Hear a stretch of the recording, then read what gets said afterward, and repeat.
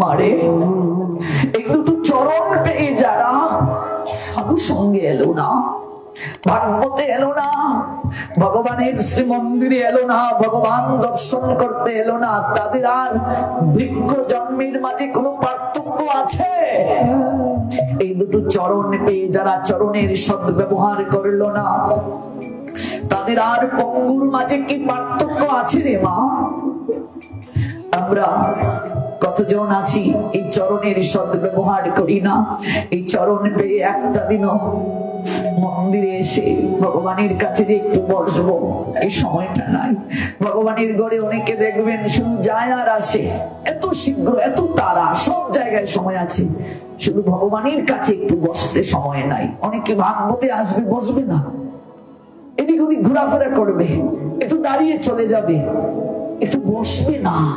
একটু ভগবানের কাছে বসা, একটু আসন করে ভাগবতে বসা, একটু স্থির হয়ে একটু শ্রবণ করা, এই সময়টা নাই।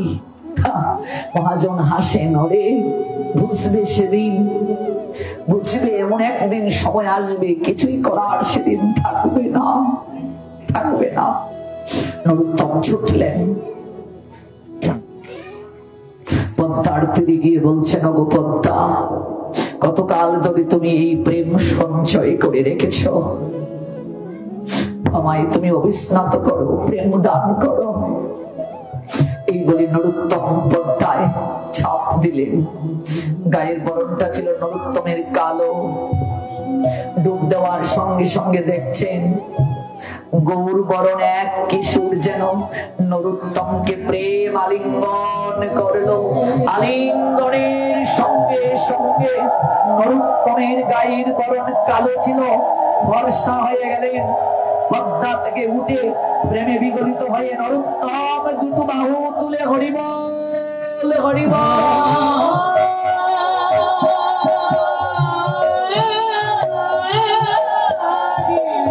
হরিবল বলে নৃত্য করছেন। নরোত্তম গায়ের বরণ কালো ছিল, প্রেম লাভে আজ তিনি শ্যামল সুন্দর হয়ে গেলেন।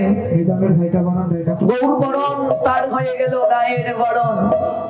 পাশে একটা তমাল বৃক্ষ ছিল শুকনা, ওই বৃক্ষটাকে প্রেমে বিগলিত হয়ে জড়িয়ে ধরলেন। আপনারা কেউ গিয়েছেন কিনা আমি জানি না, ওই রাজশাহী গিয়েছো বাবা? প্রেমতলা নামে একটা জায়গা দেখেছেন তো? ওই প্রেমতলায় দেখবে একটা বৃক্ষ আছে, স্নান করে ওই বৃক্ষটাকে আলিঙ্গন দিতে হয়, নিশ্চয়ই আপনিও দিয়েছেন। ওই বৃক্ষটা শুকনা ছিল। নরোত্তম যখন স্নান করে প্রেম লাভ করে দুটো বাহু তুলে হরিবল বলে নৃত্য করছে, তখন ওই বৃক্ষটাকে প্রেমে বিভোর হয়ে এসে আলিঙ্গন দিলেন। সঙ্গে সঙ্গে শুকনা বৃক্ষটা জীবন্ত হয়ে উঠল। এই হলো আলিঙ্গনের মহিমা। এই জন্যই প্রেমালিঙ্গন, শুকনা বৃক্ষটা জীবন্ত হয়ে উঠল। প্রেমালিঙ্গনে অভক্তের চিত্তে প্রেম লাভ হয়।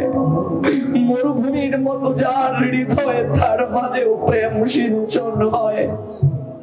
আজও সেই জায়গা আছে যে জায়গার নাম প্রেমতলা। কালীর সাক্ষী হয়ে বৃক্ষটা দাঁড়িয়ে আছে।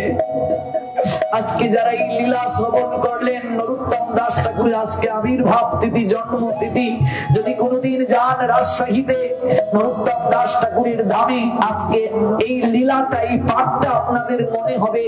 যখন আপনারা স্নান করতে যাবেন পদ্মায়, ওই তিথিতে স্নান হয়, যখন ওই বৃক্ষটাকে জড়িয়ে ধরবেন, আজকের এই কথাটা মনে হবে। এই জন্যই ধামে যাওয়ার আগে ধামের মহিমা জানতে হয়।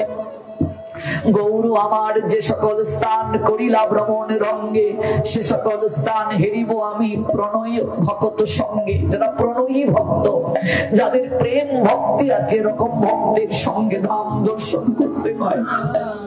নরোত্তম প্রেমে বিগলিত হয়ে যখন বৃক্ষটাকে জড়িয়ে ধরলেন, শুকনা বৃক্ষ জীবন্ত হয়ে উঠল। দেখো প্রেমের কি মহিমা, শুদ্ধ ভক্তের কি ক্ষমতা।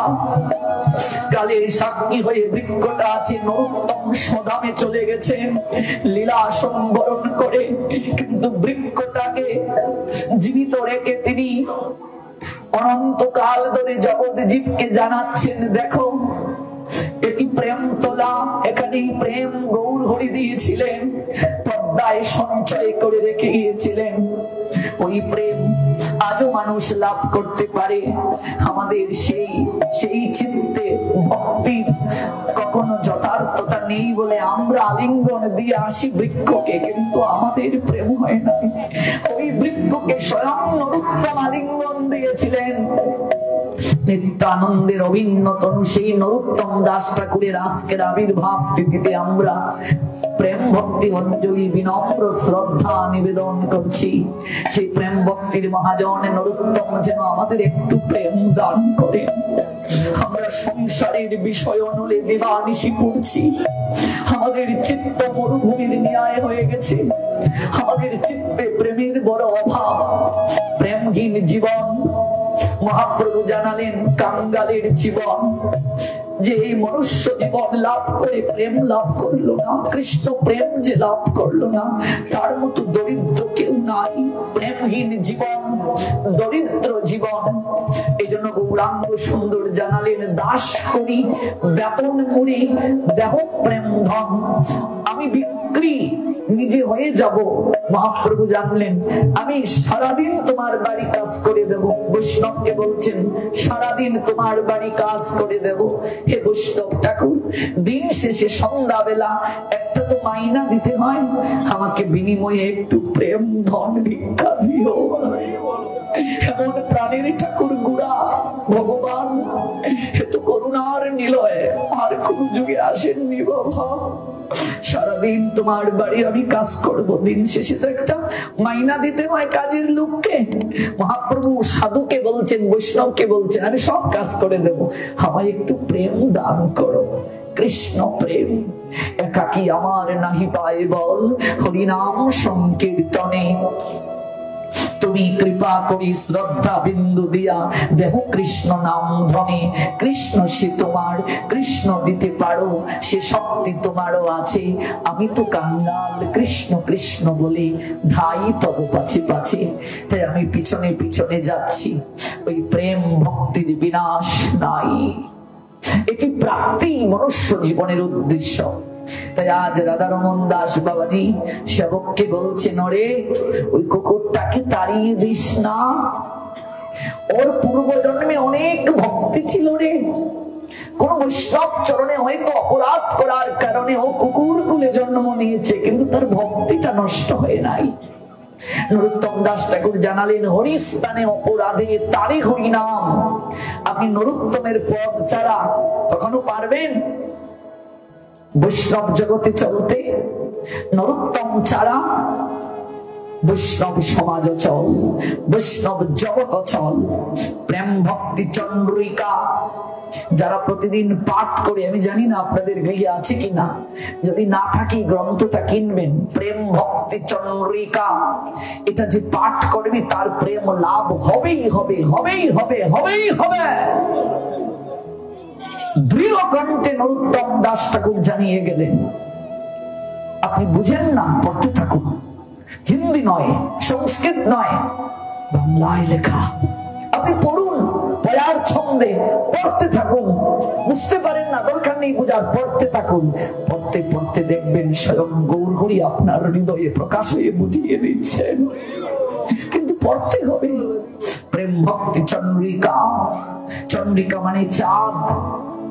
চন্দ্রিকা যখন গগনে উদিত হয়, কত স্নিগ্ধতা, কত কিরণ দিয়ে আমাদেরকে সুশীতল করে। প্রেম ভক্তি চন্দ্রিকা নরোত্তম দাস ঠাকুরের অভিনব আমাদের জন্য উপহার। একটু পড়বেন, খুবই প্রয়োজন। নরোত্তম দাস ঠাকুর জানালেন, হরির চরণে যদি কেউ অপরাধ করে, একটা মার্জনা আছে, মার্জনা পাবে।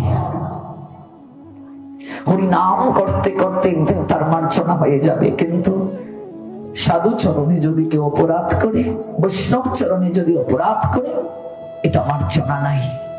তোমার স্থানে অপরাধী নাহি কয়েরান, গোবিন্দ কহিল মম বৈষ্ণব পুরাণ। বৈষ্ণব হৃদয়ে সদাময়ী করি বিশ্রাম।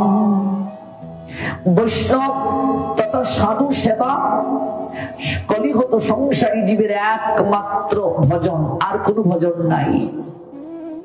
স্ত্রী সঙ্গীর বিগ্রহ ভজন যথাযথ হয় না। সর্বপ্রথম তার একটাই সেবা, একটাই সাধনা, সাধু সেবা, বৈষ্ণব সেবা। ছাড়িয়া বৈষ্ণব সেবা নিস্তার পেয়েছে কেবা। সাধু সেবাই শ্রেষ্ঠ সংসারী মানুষের জন্য। সাধু যে গৃহে থাকবেন সেই গৃহের মঙ্গল হবেই হবে। সাধু যদি কাউকে প্রাণ বলে আশীর্বাদ দিয়ে যান, তার সকল দুঃখ নিবৃত্ত হবে। মহৎ চাইলে কিনা হয়। যদি আপনার ভাগ্যে নাও থাকে, যথার্থ কোন সাধু যদি ভগবানের কাছে আপনার হয়ে আবেদন দেন, আপনার ভাগ্যে নেই, ভগবান সঙ্গে সঙ্গে আপনার ভাগ্য রেখা পরিবর্তন করে দেবেন। আপনার ভাগ্যে ছিল না, ভাগ্য রেখা পরিবর্তন হয়ে যাবে সাধুর আবেদনে। এজন্য ভক্তিবিনোদ ঠাকুর লিখলেন, বৈষ্ণবের আবেদনে কৃষ্ণ দয়াময়, বৈষ্ণব আবেদনে কৃষ্ণ হন সদয়। বৈষ্ণবের আবেদনে কৃষ্ণ সদয় হন। চাকরি ক্ষেত্রে কেউ যদি আপনার নামে সুপারিশ করে, যার অধীনে চাকরি করবেন তার সঙ্গে যদি ওই লোকটার ভালো সম্পর্ক থাকে, আপনি আবেদন করেছেন, আপনার হয়ে সুপারিশ করেছে, একটু বেশি প্রাধান্য পাবেন কিনা? এটাও তাই। ভগবানের সঙ্গে যার লিঙ্ক সবচেয়ে বেশি, সম্বন্ধটা যার সবচেয়ে বেশি, তার কথাই তো ভগবান বেশি নজর দেবেন, বেশি শুনবেন। যদি আমার তার সঙ্গে লিঙ্ক থাকে, আপনার থাকে, তাহলে আপনি যদি আমার হয়ে আবেদন দেন, আমার মতো দুর্ভাগার জন্য আবেদন দেন, আপনার কথা শুনতে বাধ্য ভগবান। সাধুগণ সতত ভগবানের চিন্তায় থাকেন, ভগবানের চিন্তাই তাদের মুখ্য, ভগবানের সেবাই তাদের একমাত্র উদ্দেশ্য, ভগবানকে সন্তুষ্ট করাই তাদের একমাত্র কার্য, আর কোনো কার্য নাই। তাহলে যার সঙ্গে ভগবানের সম্বন্ধ বেশি, সম্পর্ক বেশি, সে যদি ভগবানকে আবেদন জানায়, ভগবান তার কথা শুনতে বাধ্য। বৈষ্ণবের আবেদনে কৃষ্ণ দয়াময়, বৈষ্ণব আবেদনে কৃষ্ণ হন সদয়। এই জন্য সাধু কৃপা লাভ জীবনে বড়